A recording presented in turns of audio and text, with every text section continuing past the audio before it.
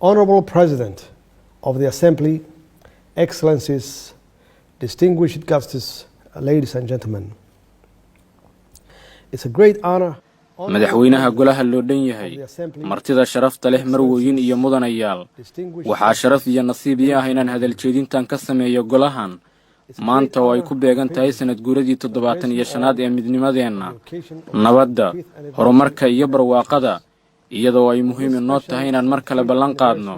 sida ay nooga go'an tahay ku dhaqanka xeerka qaramada midoobay innaga oo wadar ogol ballaaran ku gaarayna iskaashi midaysan oo aan ka yeelano horumarka waara ee caalamiga ah ma jiraan wax ka muhiimsan wadar ogol iskaashi iyo ficilo hiigsi leh oo isku mid ah inta lagu guda jiro caqabadaha siyaasadeed bulsho iyo dhaqaale ee dunida ka jira ee uu horseeday cudurka safmarka ah ee corona. Where the world is challenged politically, socially and economically by the COVID-19 health pandemic. In assessing the way forward to achieving the agreed sustainable development goals by 2030 in the midst of the global COVID-19 pandemic. Si aan u qiimayno tallaabooyinka aan horay u qaadayno ee ku wajahan gaarista hadafyada horumarka waara ee higsiga 2030ka ee inta lagu guda jiro safmarka corona waa inaan dib u qiimayn ku sameynaa mustaqbalka aan dhammaanteen wada doonayno iyo nooca qaramada midoobayda aan rabno in aan helno. Corona waxa uu ahaa cashar arxam daran iyo dhawaqii ugu dheeraa ee hurdada ka kiciyay baahida loo qabo iskaashiga caalamiga ah wax wada qabsi mug leh iyo go'aan wadareedyo looga hortegayo cudurkan. Koronaha ma garanayo xuduud, jinsiyad, rag iyo dumar sida dadalku u kala dhaqaale badan yihiin ama dadka dhammaanteen waxaan nahay dhibanayaal sidaasi darteed waa inaan helnaa xal wada jir ah oo bani aadamka ka badbaadiya cudurkan. Therefore, a unifying solution must be found to protect every human being from it. In Somalia, our government and people have worked closely together to mitigate the worst effects of the COVID-19 pandemic. Like most governments across the world,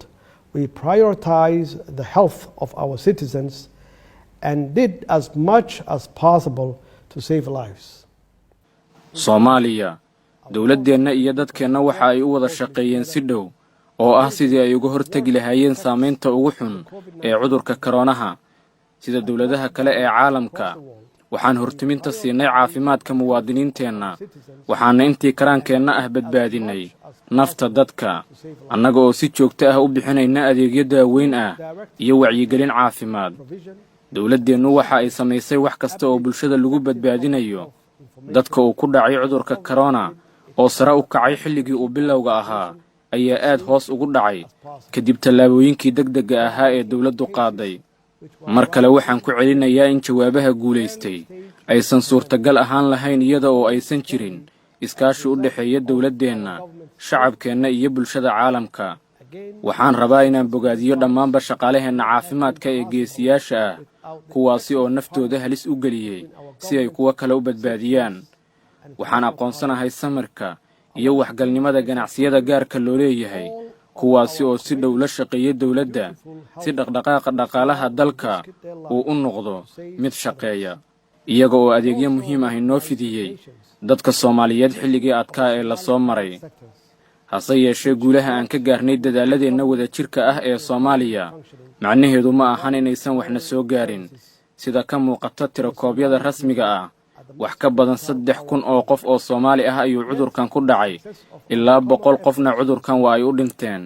kuwa kale oo badan oo laga helay xanuunka ayaa wajahay xanuun iyo dhibaatooyin kale oo koronuhu watay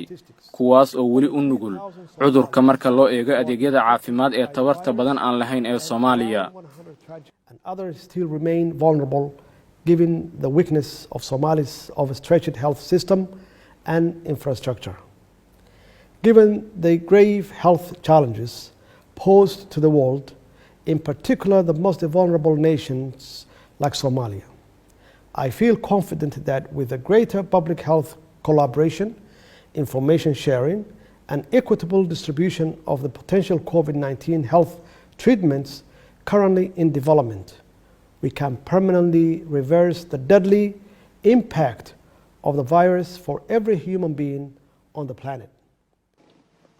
marka laga eego caqabadaha caafimaad ee dunida ka jira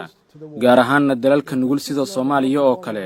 waxaan aaminsanahay in iskaashi ballaaran oo laga yeesho xagga caafimaadka wadaagista xogta iyo qaybinta daawooyinka la heli karo ee koronaha ee hadda soo saarista lagu wado waxaan si kama dambaysa u soo afjari karnaa dhibaatadii bulshada caalamka uu u geystay cudurkan tani ayaa ah sida kaliya ee wadajirka ah ee aan ku xaqiijin karno mustaqbalkeena sidaasi darteedna waa in innaga oo ah qaramada bahoobay aan ka dhabaynaa dadaalkeenna wadajirka ah ee aan kaga hortagayno cudurka corona mudanayaal martida sharafta leh mudanayaal iyo marwooyin guud ahaan dunida dhammaan dhaqaalaha heerarkiisa kala duwan waxaa saameynba aan ku reebay cudurka corona isaga oo aad u ragaadiyey dalalka nugul Soomaaliya sida adduunka qaybihiisa oo kale waxaana soo wajahay dhaqaale xumo ba'an oo xanuun badan shaqo la'aan iyo baahida loo qabo in la maalgeliyo adeegyada aasaasiga ah si dadka looga difaaco saf marka loo dhinto waxaad dhammaantiin nala qiri kartaan intani shaqo ballaaran ku tahay dal colaada ka soo kabanaya sida Soomaaliya oo kale balse dawladdeena waxa ay heegan u tahay inay wajahdo caqabad kasta oo horteenna ah qorshaha dhaqaale ee dawladdeena ee xilliga koronaha ayaa mar labaad dadkeena geysay booska koowaad ee xagga muhiimadda iyada oo canshuur dhaaf lagu sameeyay cunooyinka daruuriga ah hadda oo aan filayno in meeshii ugu xumeed la soo gudbay hadda waxaan si taxaddar leh u bilaabaynaa inaan dib u furno dhaqaalaha si dadkeena ay noloshoodii caadiga ahayd dib ugu soo laabtaan hase yeeshee waxaan fahamsanahay caqabadaha waaweyn ee naga hor muuqda si aan u dhisno Soomaaliya si buuxda uga soo kabatay saameynta koronaha innaga oo xoojinayna muhiimadda ay leedahay ka hortagga koronaha iyada oo loo marayo ficil wadajir ah waxaan rabaa in aan qiro taageerada dhaqaale ee beesha caalamka Soomaaliya siisay ee dalkeena gaarsiisay xilligii go'aan qaadashada iyada oo deyn badan ay cafiyeen deyn bixiyaal badan oo dunida ah innaga oo ku sii dhawaanayna in gabi ahaanba deyntana laga dhaafo iyada oo loo marayo dib u habeynta dhaqaale we remain cognizant that Somalia's economic future and the prosperity of its people are closely interlinked with that of the rest of the world. In this regard, the future we want in Somalia is one which promotes greater partnership for international trade, enhancing foreign direct investment in key productive sector which has the potential to feed the world and the development of human capital to create future opportunities for us all. waxaan ka dheregsannahay in mustaqbalka dhaqaalaha Soomaaliya iyo horumarka bulshadiisu ay aad ugu xiran yihiin horumarka mustaqbal ee adduunka intiisa kale mustaqbalka aan Soomaaliya la doonayno waa mid dhiirigelinaya iskaashiga caalamiga ah soo jiidanaya maalgelin caalami ah oo toos ah gaar ahaanna qaybaha wax soo saarka halkaas oo ay yeelaan fursado badan oo dunida lagu quudin karo kana qayb qaadan kara horumarka kheyraadka aadamiga ah si loo abuuro fursado dheeraad ah qaramada midoobeyda aan doonayno waa mid loo dhan yahay oo ah madal iskaashi caalami ah oo aan kaliya ahayn meel fikrada la isku weydaarsado balse ah meel ficil loogu rogo afkaaraha koronaha waxa uu dhibaato ku noqday annaga oo dhan haddii ay tahay in la gaaro hiigsiga horumarka waara waa inaan ka soo kabannaa dhibaatooyinka cudurka si wadajir ah mudanayaal martida sharafta leh marwooyin iyo mudanayaal qalalaasaha adduunka ka dhaca sida koronaha oo kale waxaa laga dhaxlaa fursado iyo caqabado ay tahay in laga gudbo dhammaanteen waxaan aragnay dhibaatada caafimaad iyo tan dhaqaale ee uu keenay safmarka kuwaas oo aan weli dareemayno lana noolnahay ma jiro dal xitaa haddii uu wax kasta haysto ka badgelay cudurka hase yeeshee iyada oo xanuunka iyo dhibaatada aan ka wada simannahay haddana waxaan ka baqayaa in farqiga u dhaxeeya dalalka horumaray kuwa soo koraya iyo kuwa tabarta daran in uu sii ballaaran doono tani waa arrin ay tahay in laga fogaado maadaama ka gudbista caqabadaha taagan sida amni xumada isbeddelka cimilada faqriga iyo sinaan la'aanta kuwaas oo dhammaantood dunida ka sii abuuraya kala fogaansho guud ahaan adduunka waxa ayna tahay in la yeesho iskaashi lana qaado tallaabooyin wadajir ah iyo ficillo horseedi kara in hiigsiga horumarka waara uu noqdo mid miro dhal ah Somalia is working through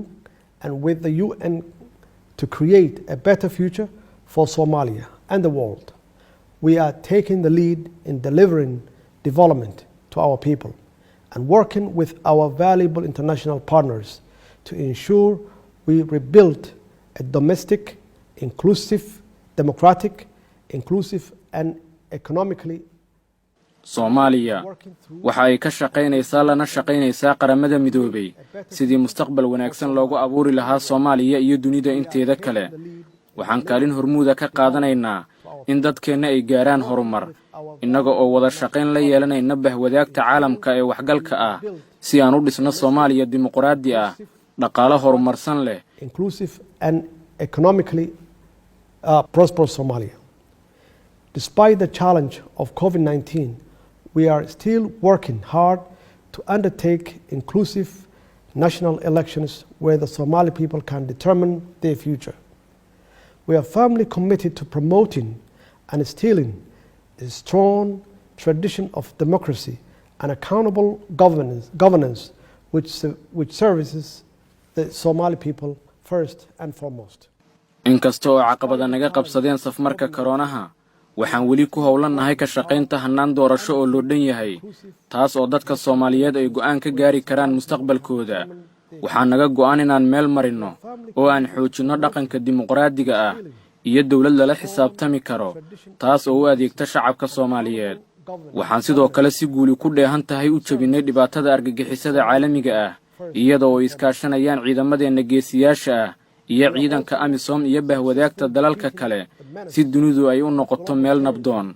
Waxaan ku kalsoonahay in dadaalada dawladdeena iyo taageerada joogtada ah ee beesha caalamka Soomaaliya inaysan kaliya ka hortagi doonin halista koronaha ee ay sidoo kale gacan weyn ka geysan doonto iskaashiga caalamiga ah ee dunida looga dhigayo meel wanaagsan adkaysi badan oo ah meel dadka ay u wada siman yihiin iyada oo mustaqbalka la eegayo. Waxaa muhiim ah in aan gaarno hiigsiga horumarka waara ee qof kasta ee muwaadin ah ee dunida ku nool. Ma yeeli karno inaan qof ka tagno. Tani waxa ay micnaheedu tahay in qaramada midoobay inay dardar gelisaa garab istaagga dalalka iyo bulshooyinka nugul. Qaramada midoobay waxa ay taasi ku samayn kartaa in la caawiyo horumarka dalalka iyo shakhsiyaadka iyada oo loo marayo habraacyada xoojinta hay'adaha dawliga ah, isweydaarka aqoonta iyo maalgelinta kheyraadka aadamiga ah. Kuwani waa maalgelin waqtiga ah oo ka qayb qaadan kara ciribtirka faqriga iyo abuurista fursado hor leh. Gunaanad qaramada midoobay iyo bahwadaagta qaramada ee xubnaha ka ah waa inay iskaashi cusub ka yeeshaan sidii looga hortagi lahaa cudurka koronaha. Waa in sidoo kale uu na dhex maraa xiriiro iyo macaamil togan oo aan ku abuurno mustaqbal wada jira oo ku dhisan barwaaqo kaasi oo ku qotoma nooca qaramada midoobay ee aan doonayno in aan helno. Iyada oo tani laga ambaqaadayo Soomaaliya waxa ay dib u qiraysaa sida ay uga go'an tahay iskaashiga caalamiga ah ee looga hortagayo dhammaan caqabadaha iyo dhibaatooyinka jira iyo sidii looga faa'iideysan lahaa fursad kasta oo lagu abuuri karo duni nabdoon oo sinaani ka jirto. Mahadsanidin dhammaantiin. In this regard, we in Somalia reaffirm our commitment to multilateralism to overcome all common obstacles and to capitalize on every opportunity to create a better, safer and equal world. I thank you.